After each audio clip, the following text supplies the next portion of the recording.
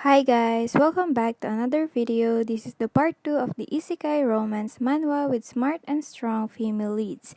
Before we continue, as you can see, only a small percentage of you are actually subscribed. So if you want more manhwa recommendations, please don't hesitate to subscribe as it really helps the channel a lot and you will be kept updated whenever I upload new videos. Without further ado, let's get on with the first one. The first one is called Remarried Empress by Sumpul and Alpha Tart. It is currently ongoing with 107 chapters and its official website is Webtoon. The manhwa starts introducing the Empress of the Eastern Kingdom named Nivir Trovi.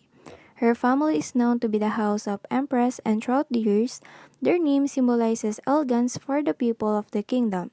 Ever since she was a kid, she was arranged to marry the future crown prince named Savishu. And so, she later married him and they actually have a good relationship considering that they are a product of arranged marriage. That is until Savishu brought another woman home named Rashta.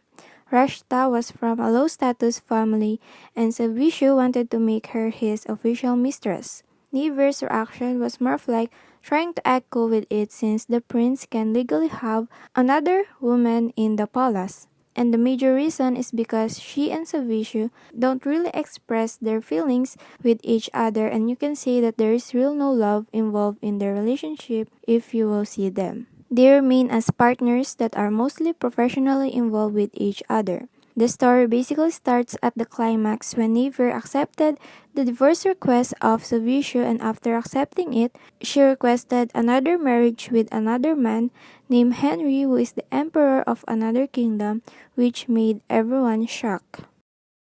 There is a lot to tackle with this manhwa. I personally love Niver to death. She is an icon and she is the epitome of being intelligent and classy, especially when dealing with the situation she's in.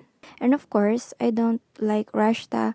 I guess it is real not shocking and everyone from the manhwa community has a common hatred for her and I also hated Savisha equally. His audacity to pull this different reasoning with Naver, like how Naver can't have another guy while he literally brings another woman in their house.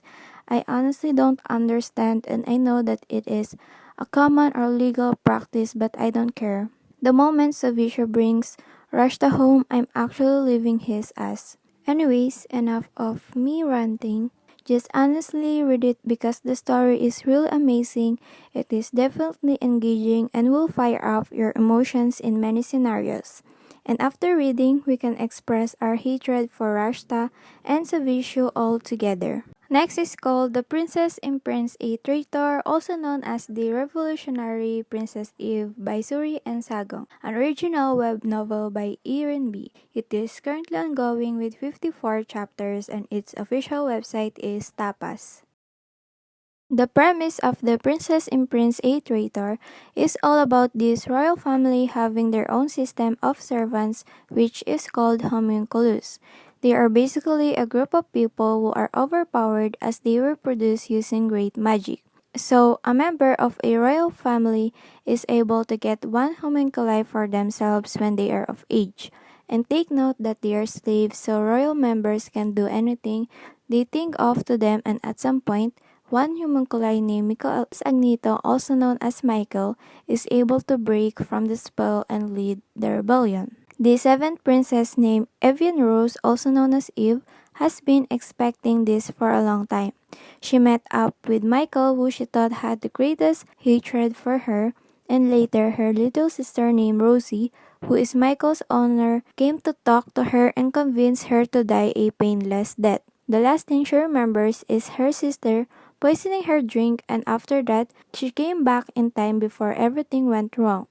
Her objective this time is to prevent the rebellion and fight with her insane and scheming family members for the position of the crown princess. Expect some real-life crazy situations. Eve is this royal member that opposes the idea of having the homunculus system. In her first life, she really didn't do anything spectacular to overthrow the system. I guess the way that she is now in her second lifetime, she is finally putting her vision to work and that is what we all wanted to see. It became really important, especially after seeing the ending for the imperial family. In this lifetime, she actually assigned Michael as her homunculi knight. From that decision, we can see how the outcome will change since she acquired the leader of the rebellion for herself. Her sisters and mostly all of the imperial family members are for real evil. As far as I've read, Eve is the only one who has kind qualities, and I think it made the story more challenging. Eve needs to be hella creative and she needs to climb up these ladders and defeat her sisters. I must say that the royal family fighting for the throne concept is what made me in, and rooting for Eve is kinda nerve wracking, I guess, but she literally has the best homunculi on her side, so I just love to see them execute different schemes. Their tandem is so teasing, and I want to see if Eve can really pull this off. The third one is called Aideen by Myungrang, Widrian, and Choi Jo-yoon. It is currently waiting for its next season with 35 chapters. As of now, it doesn't have an official English translation, but you can read it officially on Kakao page. Aideen Gladja, the secret assassin of the Purdy Kingdom, met a tragic end. After blindly following whatever the Emperor named Raymond said, in the end, she is left alone in the enemy's kingdom, Geldion, to die. Right then, she realized how she must have been naive just to follow the Emperor's orders, but he never treats her right and is not even there in her final moments. She promised to take revenge, and the next thing she knew, she's been reincarnated right before her last mission. Her last mission is to go to the enemy's kingdom and assassinate the second prince. It didn't go well and they've been caught by the army of the enemy's kingdom, resulting in her and her team's deaths. Of course, she feels responsible and doesn't want it to happen to her friends. When she came back in life, she changed her behavior. When the mission of assassinating the second prince came, she becomes more cautious. Now her goal in mind is different. This time, she wanted to not fully follow Emperor Raymond's orders and in some way find a thing that will bring him down. During her stay at the Geldeon Kingdom, she grew closer with the first prince named Dyson. One can say they obviously have the chemistry but still needed a long way to be developed. Will she become successful in this new quest, or her tragic ending will be repeated? This one is fairly okay. What set this different from others is the art style. You will see, the artist draws the characters in such a chiseled way, like the characters' faces look so defined, and some people may be turned off, but for me, it's just the way I like. First of all, the female lead look extra beautiful. The male lead straight up look like a prince. I don't know, he looks like the way a book describes one. For example, the defined jaw and pointed nose, something like that. The story is also intriguing. I am curious if Aiden will be successful together with her assassin mates. They seem very close, and I love to see that. Her being a spy in the enemy's kingdom territory is also cool to me. It's just interesting to see what events will happen, especially for both of the main characters. They're sort of like enemies right now. Hopefully will become lovers later. It's hard to tell. Prince Dyson is cautious around her because he knows she's kinda acting suspicious but doesn't have enough evidence to out her, and vice versa. For Aiden, it's this spiraling concept of them being alarmed by each other's presence that they actually form a connection. I hope I don't lose you there, but it's that kind of story, and if you're in for a thrill, this might be a good one for you. The fourth one is called The Untouchable Lady, also known as Solitary Lady by Mingsuk and Dongsik, an original web novel by Kin. It is currently waiting for its next season with 47 chapters, and its official website is Tapas. A lady named Hillis O'Aden is heavily ignored by her family. Her family is a holder of the power of this roasting, representing spring, where one descendant every generation is granted the power. It is literally so beautiful because they can produce rose petals and thorns which they can use to fight and strangle enemies. Anyways, she had to reincarnate 7 times in order to realize that her family is trash and that she needed to take her revenge on action. The thing is, her brother named Ricardo, including her father, always favored their little sister named Gabrielle, and when she had done a graveyard mistake, Hillis is the one to take the punishment instead of her. And throughout her 7 lives, she just encountered a lot of false hope and the same poor treatment from her family. That is the cycle for a while. She just kept believing they would change and actually care for her, but they didn't, and that is why it has taken her 7 lives. All I can remember is how irritating and infuriating her family really is. I don't really remember if Gabrielle, the little sister, had some problems with her mind and if she is actually like just dumb or something, and her brother Ricardo is also a problem to the society. The only thing that kept me engaged is of course Hillis.